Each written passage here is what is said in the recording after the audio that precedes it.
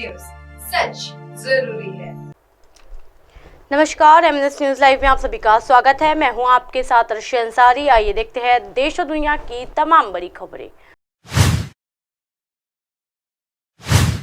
घमंडिया विपक्ष की नीयत खराब, लोगों को बांटने का किया जा रहा प्रयास, जयराम ठाकुर। जी हां, नेता प्रतिपक्ष एवं पूर्व मुख्यमंत्री जयराम ठाकुर ने आरोप लगाया है कि देश में विपक्षी गठबंधन जातिगत जनगणना के आधार पर राजनीति करने व लोगों को बांटने का प्रयास कर रहा है। उन्होंने आरोप लगाया है कि घमंडिया विपक्ष की नीयत खराब है।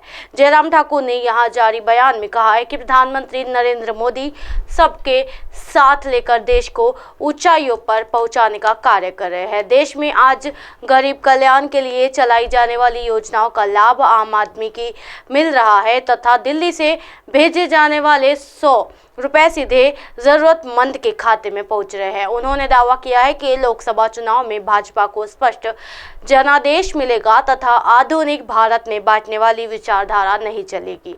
मोदी के 90 वर्ष के सेवा काल में भ्रष्टाचार का एक भी मामला नहीं। जयराम ने कहा कि देश में इंफ्रास्ट्रक्चर को मजबूत बनाने और विकासात्मक कार्यों को गति देने की आवश्यकता है। उन्होंने कहा कि केंद्र सरकार का प्रयास है कि देश की पाई विकास में लगे, ना कि भ्रष्टाचार और परिवारवाद इसे घोषित हो। जी हाँ, प्रधानमंत्री नरेंद्र मोदी के 9 वर्ष से केवल में भ्रष्टाचार का एक भी मामला सामने नहीं आया है, जबकि इसके पहले की सरकारों में भ्रष्टाचार के मामले आते रहते थे। उन्होंने कहा कि आज भारत दुनिया में तकनीकी विज्ञान और अंतरिक्ष के क्षेत्र में अग्रणी भूमिका निभा रही है। उन्होंने कहा कि प्रधानमंत्री अब भारत को विकसित राष्ट्र बनाने का लक्ष्य लेकर आगे बढ़ रहे हैं। आपदा प्रभावितों तक नहीं पहुंची मदद। जयराम ठाकुर ने आरोप लगाया है कि प्रदेश सरकार की तरफ से दी जाने वाली मदद अब तक आपदा प्रभावितों तक नहीं पहुंची है। उन्होंने कहा कि वह जिस क्षेत्र के दौरे पर गए हैं वह पर अभी भी लोगों को मदद की दरकार है। दिल्ली में हो रही कांग्रेस कार्य समिति की बैठक, लोकसभा और विधानसभा चुनाव पर हो रही चर्चा। जी हाँ, 5 राज्यों में विधानसभा चुनाव से पहले कांग्रेस पार्टी की कार्य समिति की बैठक आज राजधानी दिल्ली में हो रही है। इस बैठक में 5 राज्यों में होने वाले विधानसभा चुनाव समेत कई अन्य मुद्दों पर चर्चा होने की संभावना जताई जा रही है। इसके साथ ही इस बैठक में महिला आरक्षण पर बना गया कानून पर भी चर्चा की जाएगी। जी हाँ, इसके साथ ही इस बैठक में देश के मौजूदा राजनीतिक हालात, जाति जनगणना, जांच एजेंसियों के दुरुपयोग और कुछ अन्य राजनीतिक और आर्थिक मुद्दों पर चर्चा संभव है। कांग्रेस कार्य समिति की ये बैठक मुख्यालय पर होगी। इस बैठक में हिस्सा कांग्रेस अध्यक्ष मल्लिकार्जुन खड़गे, पूर्व अध्यक्ष सोनिया गांधी, राहुल गांधी, प्रियंका गांधी समेत कई अन्य वरिष्ठ नेता शामिल हुए हैं। जानकारी के अनुसार कांग्रेस के इस बैठक में 5 राज्यों में होने वाले विधानसभा चुनाव को लेकर उम्मीदवारों के नामों पर चर्चा की जाएगी।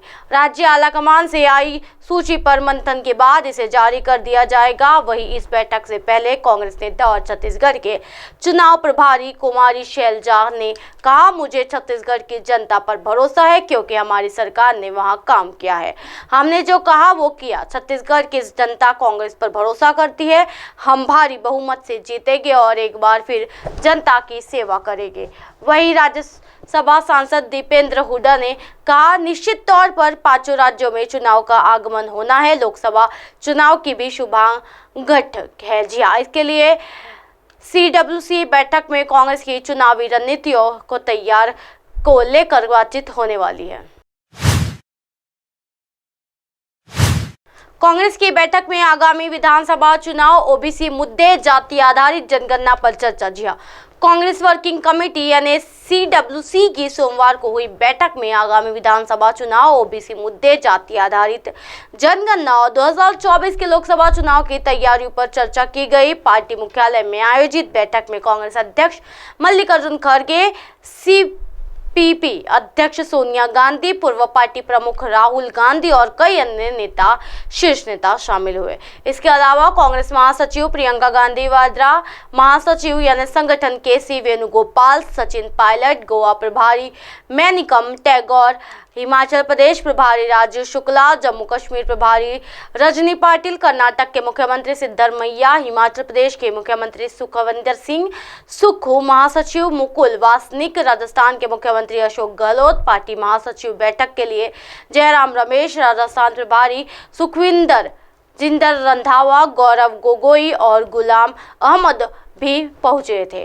कांग्रेस कोषाध्यक्ष अजय माकन, चरणजीत सिंह चन्नी, छत्तीसगढ़ प्रभारी कुमारी शैलजा बीके, हरिप्रसाद, मानिकराव ठाकरे, प्रतिभा सिंह, गुरदीप सप्पल, वीरप्पा मोइल, लोकसभा में विपक्ष के नेता अधीर रंजन चौधरी, अंबिका सोनी, तारिक अनवर, मनीष तिवारी, दिग्विजय सिंह, भंवर जितेंद्र सिंह, शशि थरूर, रमेश चैरिथला और पवन खेड़ा भी शामिल हुए। इसी तरह की दिन भर की तमाम बड़ी खबरों से फिर कराऊंगी आपका रूबरू। तब तक के देखते रहिए एमएनएस न्यूज नेटवर्क। मेरे साथ ये नर्श अंसारी के साथ नमस्कार।